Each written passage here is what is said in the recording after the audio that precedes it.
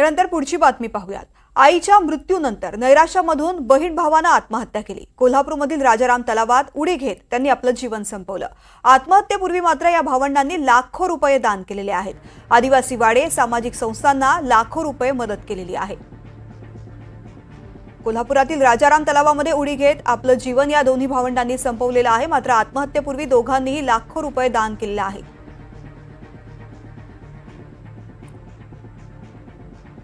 कोल्हापुरात सुद्धा बऱ्याच लोकांना त्यांनी मदत केलेली आहे, परंतु ते कधी पिक्चरमध्ये किंवा कधी उजेडात आलं नाही।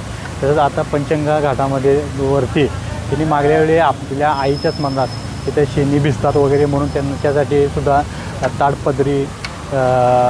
ताडपदऱ्या किंवा तिथे ऑफिसमध्ये गळती लाईट म्हणून कौला बदलून देण्यासाठी, परत फिल्टर पाणी पिण्यासाठी आणि तिथल्या लोकांसाठी सुद्धा एक रेनकोट द्यायचं पण त्यांच्या डोक्यात होतं। अशा पद्धतीने त्यांनी बऱ्याच समाजकार्यामध्ये त्यांनी हे केलेलं आहे। म्हणजे कधी न्यूनगंडता न बाळगता किंवा आपल्याला बाबा वाहवा मिळावी ह्या गोष्टीने ते हे करता स्वतः असे करत होते या गोष्टी सगळ्या।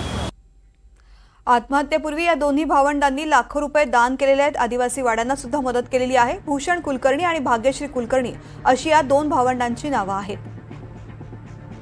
आईच्या मृत्यूचा धक्का सहन झाला नाही, विरह सहन न झाल्यामुळे त्यांनी आत्महत्या केल्याचा अंदाज आहे।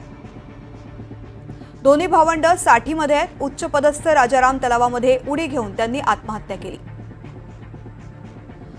भाग्यश्री या वकील होत्या। 22 पदव्या त्यांनी मिळवल्या होत्या। जिल्ह्यात ते सुप्रीम कोर्टापर्यंत त्यांनी वकील केली।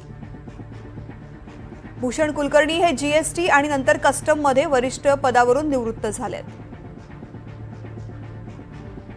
स्थावर मालमत्ता कोल्हापूर, पुणे, सोलापूर जिल्ह्यातल्या आहेत। गरजू आणि सेवाभावी संस्थांना या मालमत्ता दान केल्यात। आत्महत्येपूर्वी लिहिलेल्या चिठ्ठीत दान केलेल्या प्रॉपर्टीची माहिती सुद्धा नमूद केली आहे। आईच्या स्मरणार्थ 15 आदिवासींच्या घरासाठी पैसे दिले। एका शाळेला दोघांनी अलीकडेच 25 लाख रुपये दान केल्याचं उघड झालंय।